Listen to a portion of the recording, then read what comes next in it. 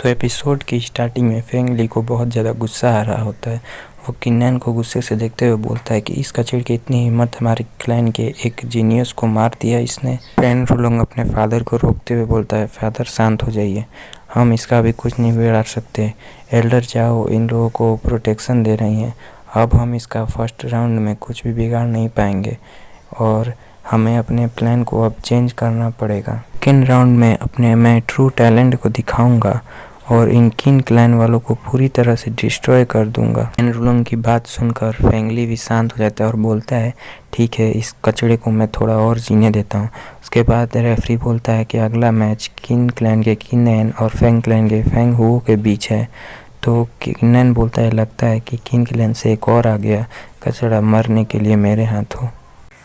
दोनों अरीना में आते हैं तो किन्नैन की पावर देखकर वो बंदा काफ़ी ज़्यादा घबरा जाता है। वो अपने मन में सोचता है कि ये कितना ज़्यादा खतरनाक है, मैं इससे कभी नहीं जीत पाऊँगा। और वो जल्दी से दौड़ते हुए अरीना के बाहर जाने लगता है और सरेंडर करने लगता है। लेकिन किन्नैन वहाँ पर आता है और उसे एक ही स्लैश में मार डालता है।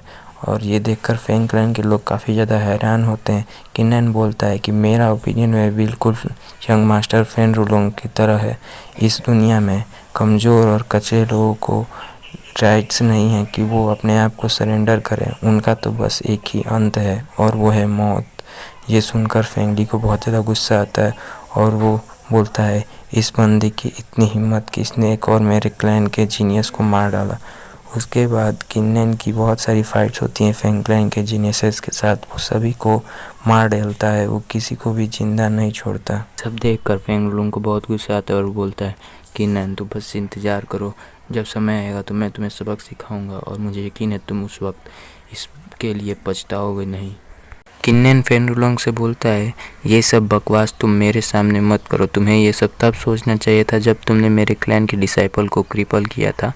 अब तुम ये सब सोचकर कोई फ़ायदा नहीं है, तुम किसी से भी यहाँ पर पंगा नहीं ले सकते, मुझसे तो बिल्कुल भी नहीं। फिर उस किन्नैन उसे नीचा दिखाते हुए बोलता है, अगर तुम सेटिस्फाइड नहीं है तो आ जाओ स्टेज पे और मुझसे फाइट करो और देख लो कि कौन ज़्यादा ताकतवर है, और नहीं तो तुम चुपचाप नीचे अपना मुंह बंद करके बैठो। तुम जैसा कचड़ा बस ऐसे ही बड़ी बड़ी बातें बंद बोलते हैं, तो चुपचाप अपना मुंह बंद करके यहाँ पर बैठो। सुनकर फैन रूलोंग को बहुत ज़्यादा गुस्सा आता है। वो अपनी पावर को हाथ में रिलीज़ करता है और किन्नैन पर अटैक करने के लिए कूद जाता है। वो किन्नैन को बोलता है, अब तुम नहीं बचोगे। और वो जैसे किन्नैन को मारने वाला है, रेफरी उन्हें रोक देता है और बोलता है, अगर तुम लोगों ने फाइट की तो तुम्हें डिस्क्वालीफाई कर दिया जाएगा। जिससे कि फैन रूलोंग अपने आप को रोक लेता है और बोलता है कि ठीक है, मैं तुम्हें थोड़ा और जीने देता हूँ। इसके बाद रेफरी चिल्लाते हुए बोलता है, जो बच्चों ने इस राउंड को पास किया है वो अब स्टेज पे आ जाएं।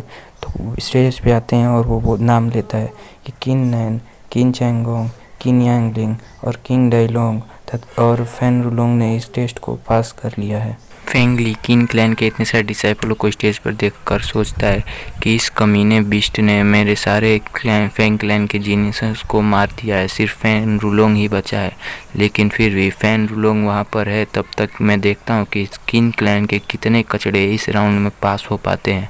किन्नैन तुम वेट करो, जब मेरा बेटा फेंग क्लैन का मिस्टिक स्पिरिट सेट का डिसाइपल बन जाएगा तब मैं तुम्हें मार डालूंगा।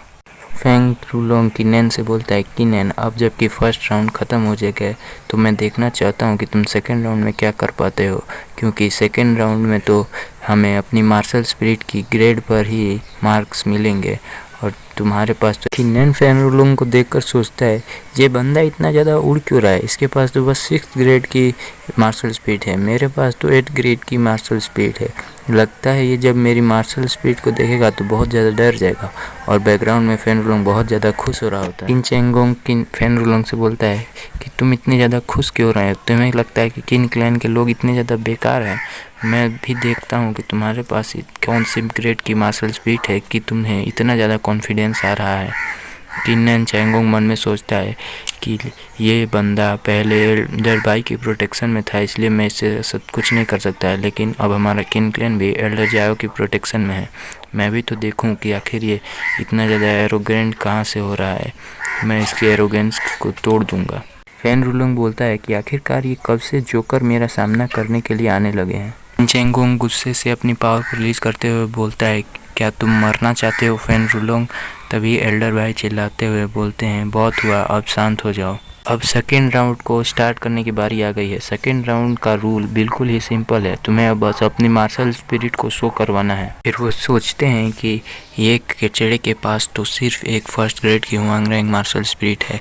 जैसे वो ये रिलीज करेगा और एल्डर चाओ देखेंगी, फिर वो किन क्लैन को अपना प्रोटेक्शन नहीं देंगी, फिर मैं इनसे अपना बदला ले लूँगा। किन चेंगोंग एक्साइटेड होते हुए बोलता है कि रुक की पहले मुझे करने दीजिए, और वो फिर अपनी मार्शल स्पीड को रिलीज़ करता है, जो कि सबको पता है 5th ग्रेड की Huang rank martial speed beast type की है। जिसे देखकर एल्डर जाओ बोलते हैं, नॉट बैड नॉट बैड, एक beast martial spirit 5th grade की बहुत अच्छी है। अगर इसे मार्शल स्किल और बीस्ट रियलम के साथ यूज़ किया जाए तो ये और भी ज़्यादा खतरनाक हो जाती है, और ये मारने के लिए सबसे अच्छी मार्शल स्पिरिट है। चेंगोंग भी उन्हें इसके लिए धन्यवाद करता है। तो आज का एपिसोड बस यहीं तक था। वीडियो यहाँ तक देखने के लिए आपका बहुत बहुत धन्यवाद। मिलते हैं आपसे अगली वीडियो में, तब तक के लिए अलविदा।